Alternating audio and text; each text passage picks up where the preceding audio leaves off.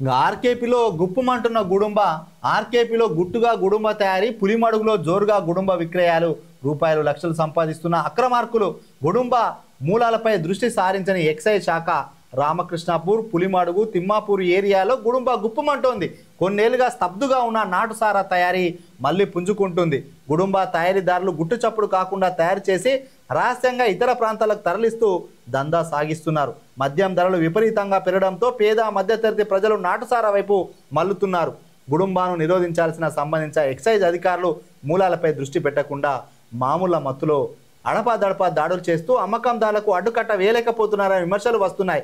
పోలీసులు రాత్రి వేళల్లో గుడుంబ విక్రయాల ప్రదేశాలను కనిపెట్టి గుడుంబ విక్రయాలను అరికట్టేందుకు కృషి చేయాలని ప్రజలు కోరుతున్నారు.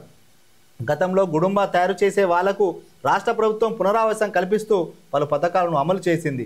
అయినప్పటికీ కొందరు గుడుంబ కాయడమే వృత్తిగా పెట్టుకొని రామకృష్ణాపూర్ పట్టణంలోని railway station area, Kakatiya colony, ఆర్కే4 గడ్డ, రామాలేము, ఆర్కే1, పులిమడు ఏరియాల్లో జోరుగా దందా సాగిస్తున్నారు. మద్యం ధరలు ఎక్కువగా ఉండడంతో పేద మధ్యతరగతి వర్గాలకు చెందిన వారు తక్కువ ధరలో లభించే గుడుంబ వైపు మరలుతున్నారని తెలుస్తుంది. దీంతో సారా అమ్మకాలు జోరుగా సాగుతున్నాయి. గుట్టుచప్పుడు కాకుండా ప్లాస్టిక్ కవర్లో నింపి ద్విచక్ర వాహనాల ఆటోల్లో ఇతర ఏరియాలకు, పట్టణాలకు సరఫరా చేస్తున్నారు వినికిడి. కొందరు సారా తయారీనే వృత్తిగా మలుచుకొని పెద్ద ఎత్తున తయారు చేసి అక్రమంగా తరలిస్తూ సొమ్ము చేసుకుంటున్నారు. గతంలో గుడుంబ తయారీ పెద్ద ఎత్తున సాగేది. అప్పట్లో రాష్ట్ర ప్రభుత్వం తయారీకి అడ్డుకట్ట వేయడానికి బెల్లం తయారీ నిషేధించింది. దీంతో సారా తయారీకి అలవాటు పడిన కుటుంబాలు వివిధ ఉపాధి అవకాశాలు కల్పించారు. అనంతరం వారు సారా తయారీ మానుకునేలా చర్యలు తీసుకున్నారంట. క్వార్టర్ మద్యం కొనాలంటే 100 నుంచి 150 పైనే ఖర్చు అవుతుంది అనే ఆలోచనతో తక్కువ ధరలో దొరుకుతున్న గుడుంబ తాగేందుకు మందుబాబులు నాటుసారా వైపు చూస్తున్నారు. గుడుంబాపై ఎక్సైజ్ ప్రత్యేక నిఘా పెట్టకపోతుందనే విమర్శలు వస్తున్నాయి. ప్రధానంగా నాటుసారా తయారు చేసే మూలాలపై సంబంధిత శాఖల అధికారుల దృష్టి సారించకపోవడంతో విచ్చలవిడిగా నాటుసారా తయారవుతుంది అనే వాదన వినిపిస్తుంది. సారా అమ్మకాలు ఆగాలంటే తయారీ మూలాలపై దృష్టి సారించాల్సిన అవసరం ఉంది. సారా ఎక్కడ తయారు చేస్తున్నారో గుర్తించి పక్కా వ్యూహంతో దాడులు చేస్తే అసలు నిందితులు దొరికే అవకాశం ఉందని స్థానిక ప్రజలు సంబంధిత అధికారం కోరుతున్నారు. మరి ఇంత ఎందుకు మామూలుగా ఉంటున్నారు? ఎక్సైజ్ శాఖ వాళ్ళు బెల్ట్ షాపులు నడిపినా పట్టించుకోరు.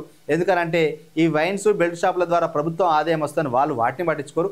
గుడుంబ తయారు చేసినా కూడా పట్టించుకుంటలేరు. అంటే ఎందుకు ఇంత పర్యవేక్షణ చేస్తలేరు? ఎందుకు నిఘా పెట్టలేకపోతున్నారు?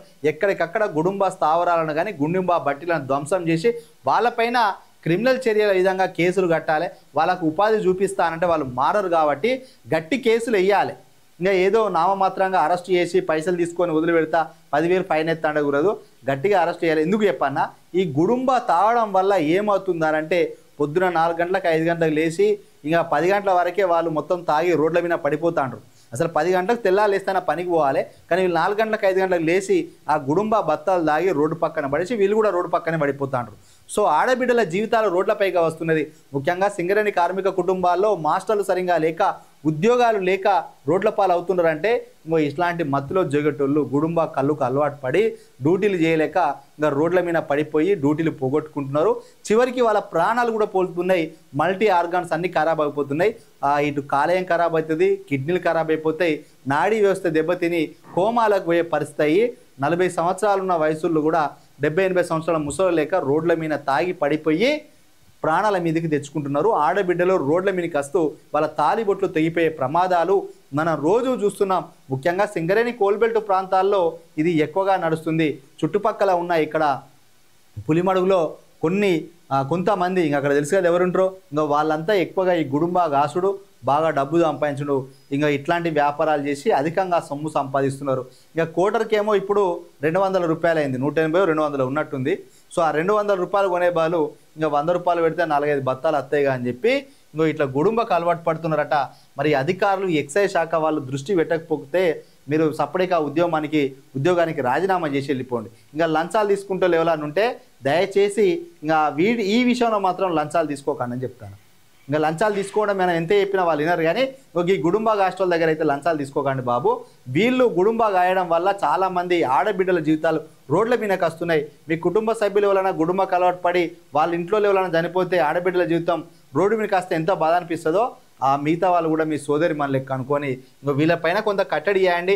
ఈ కాన్స్టేబుల్లకు కూడా సిగ్గుశరం ఉండాలి. ఇంకా వీళ్ళని ఏమనాలి, మాకు పని లెక్క ఇది కాస్తానంటే అరే కూలి పనికి పోండి, ఇంకేదైనా పని చేసుకోండి. కానీ మీ వల్ల మీకు డబ్బులు వస్తాయని చూస్తాను, కానీ మీరు విషాన్ని అమ్ముతున్నారు అనేది మీకు కూడా తెలియాలి. అది మీకు కూడా తెలిసి మీరు తప్పు చేస్తున్నారు. ఇంకా చూడండి, ఇంక ఇట్లా మంచిగా మరగబెడతాను, బెల్లం వేసి మరగబెట్టి ఆవిరి పట్టి ఈ ఆవిరి నుంచి ఇళ్ళకెళ్ళి వచ్చిన దాన్ని తీసి ఇంకో సారాగా నింపుతున్నారు.